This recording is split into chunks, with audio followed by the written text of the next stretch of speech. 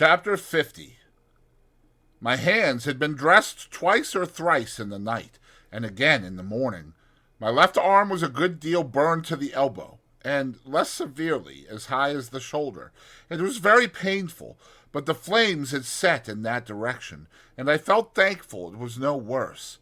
My right hand was not so badly burnt, but that I could move the fingers.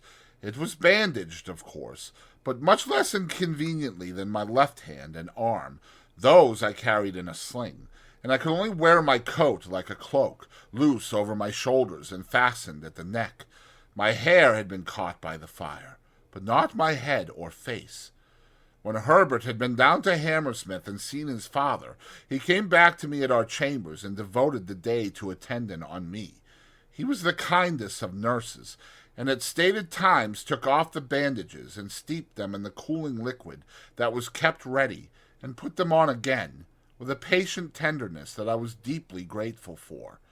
At first, as I lay quiet on the sofa, I found it painfully difficult, I might say impossible, to get rid of the impression of the glare of the flames, their hurry and noise, and the fierce burning smell.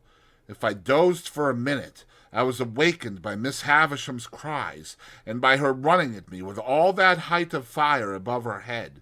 This pain of the mind was much harder to strive against than any bodily pain I suffered, and Herbert, seeing that, did his utmost to hold my attention engaged. Neither of us spoke of the boat, but we both thought of it.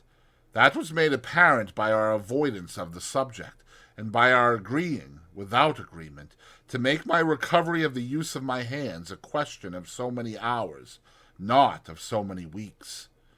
My first question when I saw Herbert had been, of course, whether all was well down the river. As he replied in the affirmative, with perfect confidence and cheerfulness, we did not resume the subject until the day was wearing away. But then, as Herbert changed the bandages, more by the light of the fire than by the outer light, he went back to it spontaneously. "I sat with Provis last night, Handel, 2 good hours." "Where was Clara?" "Dear little thing," said Herbert. "She was up and down with Gruff and Grim all the evening. He was perpetually pegging at the floor the moment she left his sight. I doubt if he can hold out long, though. What with rum and pepper and rum, I should think his pegging must be nearly over."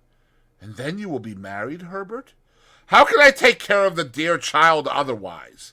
Lay your arm out upon the back of the sofa, my dear boy, and I'll sit down here and get the bandage off so gradually that you shall not know when it comes. I was speaking of Provis. Do you know, Handel, he improves." "I said to you I thought he was softened when I last saw him." "So you did, and so he is. He was very communicative last night and told me more of his life. You remember his breaking off here about some woman that he had had great trouble with. Did I hurt you?" I had started, but not under his touch. His words had given me a start. "I had forgotten that, Herbert, but I remember it now you speak of it." "Well, he went into that part of his life, and a dark, wild part it is. Shall I tell you, or would it worry you just now?" "Tell me, by all means, every word." Herbert bent forward to look at me more nearly, as if my reply had been rather more hurried or more eager than he could quite account for. "Your head is cool," he said, touching it. "Quite," said I. "Tell me what Provis said, my dear Herbert." "It seems," said Herbert, "there's a bandage off most charmingly, and now comes the cool one. Makes you shrink at first, my poor dear fellow, don't it? But it will be comfortable presently. It seems that the woman was a young woman, and a jealous woman, and a revengeful woman. Revengeful, Handel, to the last degree." "To what last degree?" "Murder. Does it strike too cold on that sensitive place?" "I don't feel it. How did she murder? Whom did she murder?" "Why, the deed may not have merited quite so terrible a name," said Herbert, "but she was tried for it, and Mr. Jaggers defended her, and the reputation of that defense first made his name known to Provis. It was another and a stronger woman who was the victim, and there had been a struggle in a barn. Who began it, or how fair it was, or how unfair, may be doubtful, but how it ended is certainly not doubtful, for the victim was found throttled.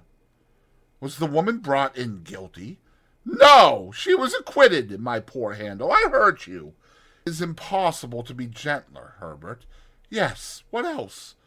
This acquitted young woman in Provis had a little child of whom Provis was exceedingly fond. On the evening of the very night when the object of her jealousy was strangled, as I tell you, the young woman presented herself before Provis for one moment, and swore that she would destroy the child, which was in her possession, and he should never see it again. Then she vanished. There's the worst arm comfortably in the sling once more, and now there remains but the right hand, which is a far easier job.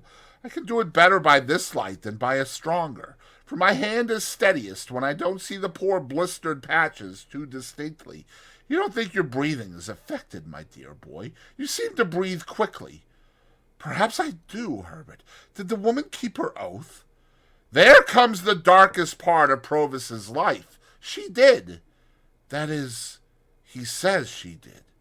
Why, of course, my dear boy, returned Herbert in a tone of surprise, and again bending forward to get a nearer look at me. He says it all. I have no other information. No, to be sure. Now, whether, pursued Herbert, he had used the child's mother ill, or whether he had used the child's mother well, Provis doesn't say. But she had shared some 4 or 5 years of the wretched life he described to us at this fireside, and he seems to have felt pity for her, and forbearance towards her. Therefore, fearing he should be called upon to depose about this destroyed child, and so be the cause of her death, he hid himself, much as he grieved for the child, kept himself dark, as he says, out of the way and out of the trial, and was only vaguely talked of as a certain man called Abel, out of whom the jealousy arose. After the acquittal she disappeared, and thus he lost the child and the child's mother. I want to ask— A moment, my dear boy, and I have done. That evil genius, Compeyson, the worst of scoundrels among many scoundrels, knowing of his keeping out of the way at that time and of his reasons for doing so, of course afterwards held the knowledge over his head as a means of keeping him poorer and working him harder. It was clear last night that this barbed the point of Provis's animosity. I want to know, said I, and particularly, Herbert, whether he told you when this happened. Particularly? Let me remember, then, what he said as to that. His expression was, around score a year ago, and almost directly after I took up with Compeyson. How old were you when you came upon him in the little churchyard? I think in my 7th year. Aye, it had happened some 3 or 4 years then, he said, and you brought into his mind the little girl so tragically lost, who would have been about your age.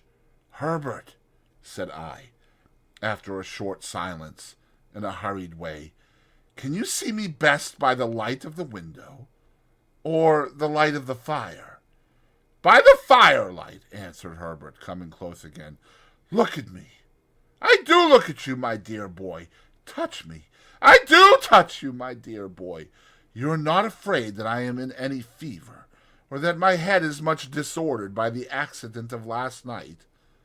No, my dear boy, said Herbert, after taking time to examine me. You are rather excited, but you are quite yourself. I know I am quite myself, and the man we have in hiding down the river is Estella's father.